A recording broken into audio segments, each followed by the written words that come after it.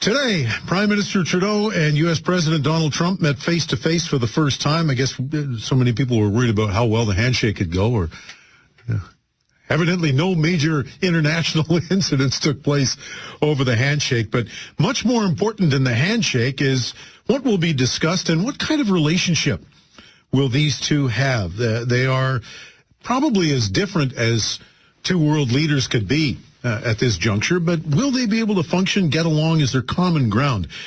Our great friend and colleague, Patrick Basham of the Democracy Institute in Washington, is in Washington. And Patrick, there's what the leaders say they're going to talk about, and then there's what they actually do talk about. Are they always the same? No, they are not always the same.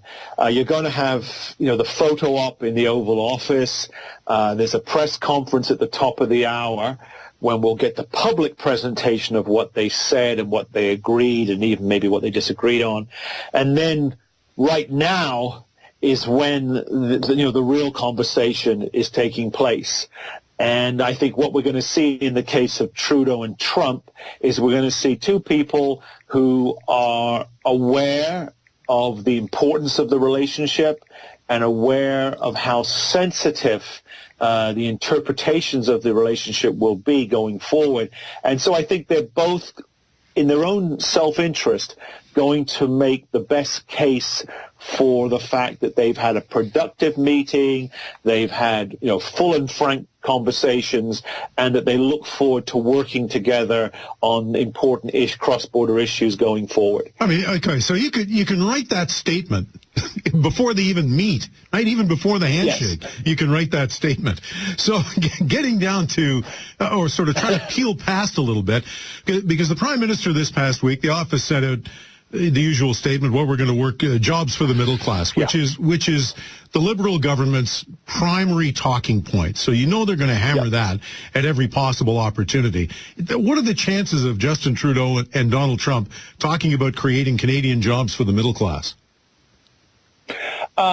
Indirectly, there's some chance, because one thing that I think they are going to announce, which potentially has some substance to it, is this Women's Entrepreneurship Council, cross-border council.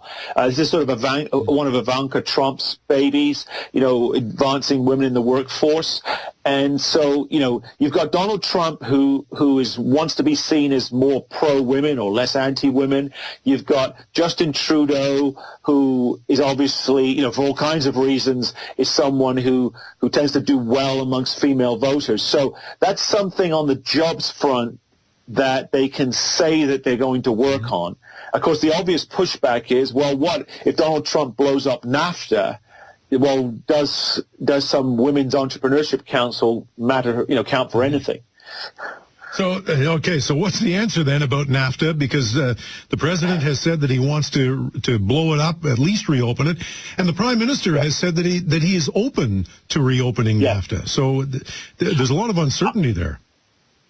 Yeah, I think the most likely outcome is some kind of renegotiation of NAFTA, with the understanding going in on both sides that a deal will be done. I mean, Donald Trump always starts at an extreme position and then is willing to move into where he's actually, his end goal, which is further towards the middle. The fact that Trudeau didn't throw his toys out of the pram and say, no, NAFTA has to stay. He said immediately, we're willing to talk about it.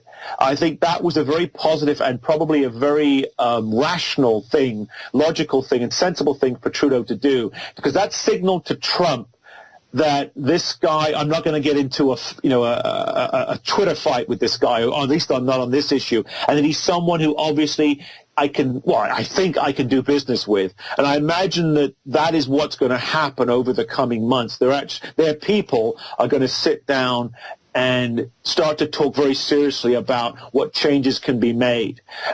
Trudeau, of course, has to make, and will have made today, I'm sure, a very strong case for how NAFTA helped the U.S., and he has a lot of ammunition at his disposal. The question is, how much of that resonates with Trump, so that Trump sees that NAFTA isn't all bad for America. It's actually, there are two sides to the ledger. Yeah, I mean, he's ranted on about it being the worst deal ever, but it really hasn't been, has it? for America? No, I mean, it's like most free trade deals. There are huge upsides, and there are also downsides. Many American jobs depend on it. Some American jobs have been lost because of it. But what often gets overlooked by the folks like Trump who are against these deals is that the average consumer, the average American consumer, has benefited tremendously, from lower prices and more choices and all of that. And so it's up to Trudeau and it's up to the Canadian ambassador David McNaughton to just to make this case today, but to continue to make this case so that whatever renegotiation takes place, the baby isn't thrown out with the bathwater. All right. So let me ask you about border security, because when we talk about border security, it's typically been the U.S.-Mexico border. We've got some issues here in Canada now. Does the Prime Minister raise this in the first meeting with the President? I think he'd be wise not to, and this is the issue that I think both of them, certainly Trudeau, would want to avoid at the upcoming press conference, because this is where these two guys are poles apart and have really dug themselves into their respective positions. Trudeau retweets the photos of himself meeting the child refugees at the airport. Donald Trump obviously is doubling and tripling down on his attempts, at least, to tighten the border. The border security question, which isn't historically about refugees, but it's become in part about refugees and who's taking them and who isn't and which direction they may be heading. This is the one that could potentially ruin or at least color the relationship if these two guys and their advisors don't recognize that, yes, this is important, and yes, there are large disagreements, but there are lots of other things about the U.S.-Canada relationship that are arguably as important and that we don't want to lose sight of just because we have this real-time disagreement in this one area. Yeah, and of course, on this side of the border as well, the Prime Minister, having been pro-refugee, doesn't want to appear to be reversing that, even though there's no hard evidence at this point yet, Patrick, that any of the people coming into Canada recently, including across our border here in Manitoba, there's no hard evidence to show that these people are in fact refugees. So he's probably yes. They may be illegal migrants. They may be people who've had their applications rejected in the States. They may be people who have whose temporary visas are running out and they're afraid they're going to be sent back home, or they may be refugees, but we don't know yet. So the Prime Minister's got a political issue that he has to deal with here. That's right. I mean, it's important domestically for Trudeau to maintain his position. It's also important, despite a lot of the media headlines, for Trump to maintain his position for domestic consumption in America. And I think the key question here, which we don't know the answer to yet, is does Trump appreciate, can he be convinced that Trudeau needs to continue to do and say what he's been saying in Canada for his own political survival? If Trump gets that, if he can understand and appreciate that, then he might be willing to give Trudeau a little more latitude and flexibility. He won't get the Twitter storm that Trump likes to unleash on people who disagree with him. But if Trudeau doesn't make the case successfully, or Trump is just unable to appreciate the case, then, a few days from now, it might kick off. We just don't know. But this press conference this afternoon, I think, will tell us quite a bit, because it will tell us a lot about the tone. And I think you can tell, these are guys who are used to being successfully in the public eye, in the spotlight. And I think we'll be able to tell from the dynamic between them how it went and how it's likely to progress in terms of, are they willing to work with each other rather than against each other? They would surely both have to get that, I would think, Patrick, whether they personally like one another or not. Mm-hmm. But how do you? Because we've talked about this before. That so often when it comes to these international relations, that how the leaders of countries personally get along has a real impact. Mm-hmm. Oh, it absolutely does. And the Canadian Prime Minister, American President relationship is sort of exhibit A for that historically, no question about it. Although I'm by nature pessimistic on most of these things, as you know. I'm mildly, moderately optimistic about, strangely enough, counterintuitively, about the Trudeau-Trump relationship, because these are two guys, for all their differences, they are both in their own ways very successful persons. They do really well in small groups and one-on-one. I mean, Trudeau, everybody knows he's telegenic and charming and all of that, but he part of that charm is his ability to connect with someone like a la Bill Clinton one-on-one. And Donald Trump, for all the ridicule and all the caricatures, he's quite a charismatic guy. And those who've sat across the table from him say that he's a great listener and he's very effective at making his case and at understanding yours. So I think that, strangely enough, these two guys, one-on-one, may actually do okay together. They're never going to agree on everything. They might not even agree on most things. But I think they both know that they individually need to make progress on some things. They both need today and going forward to be able to figuratively and literally go home and say, look, I've got a good relationship with the guy across the border, and because of that, X and Y can happen, or X and Y, we're going to stop that happening.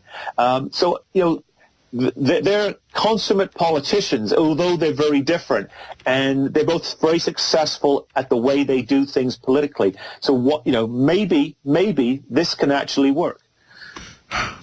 Well, maybe it will. But the Prime Minister is going to he's going to be calling upon all his skills, his diplomatic skills and his powers of persuasion with a guy like Trump. Because somebody emailed me this morning, Patrick, and it's probably an oversimplification, but they said you can't out-bully the bully. You're not going to go in. No. You can't. No. You're not going to out-bluster or out-muscle a Donald Trump. You have to work with him. Yeah. Exactly. And a guy like Trudeau, I mean, I think he's sort of coming out of the 7 stages of grief. I mean, he and his government, they were devastated, when Trump won. I mean, they knew the bromance with Obama was going to be over anyway, but they thought Hillary would be sort of Obama light, and now it's Trump instead. They've had to, over a period of months, weeks really, adjust to that. And I think they're starting to do that. And you have two choices. You can either ignore the guy that you don't care for, you don't agree with on many things, or you can say, what are my strengths and how can they influence him? Well, Trudeau's strengths, a charm and a personable nature and a charismatic way of relating and dealing with people and communicating your positions. So it looks like the Trudeau and the Canadian government are going to go with, we can influence him. Even if it's just at the margins, we can influence him. Because although you can, from time to time, get votes in Canada, railing against the ugly American, and Trump might be the poster boy for that at the moment, over the long term, Canadian governments usually need a good relationship with America, regardless of who's in the White House. And Trudeau's obviously a very, very savvy political operator. And I think he knows that. And so he's going to at least try. So if he tries to make this relationship work, and Trump is the one who prevents that, well, he can then turn around and say, I tried. Yeah, not exactly like Barack Obama was doing backflips trying to do Canada favors either. Not exactly, no. I mean, the Obama-Harper relationship, wasn't the greatest relationship on both sides of the border, cross-border in history. So, the bar isn't that high. It really isn't. And the expectations, particularly on the Canadian side, the expectations are, well, how on earth can you deal with this crazy guy Trump? So Trudeau's going to get marks just for effort. And if he actually accomplishes anything, he'll look good, and it'll boast to him on the statesmanship side of things, which when you're a young guy who doesn't exactly have the biggest CV in the world, a new prime minister, that's the sort of thing he needs if he's going to improve his position, cement his position come the next election. Patrick, always great to chat. Thanks very much for doing this today. Great, Jeff. Talk to you soon. Patrick Basham is at the Democracy Institute in Washington. Check out their website for all his fine work there, the Democracy Institute in Washington. When we come back,